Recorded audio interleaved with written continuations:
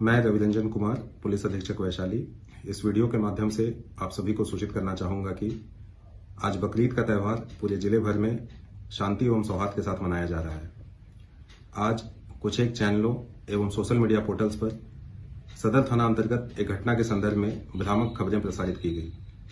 इसके संदर्भ में मैं स्पष्ट करना चाहूंगा कि यह घटना आज से 2 दिन पूर्व की है।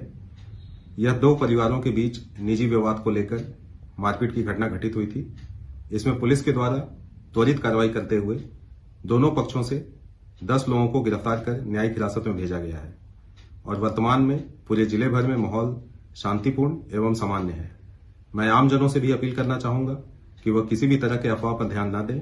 साथ ही अफवाह फैलाने वाले लोगों पर विधि सम्मत कठोर कार्रवाई की जाएगी।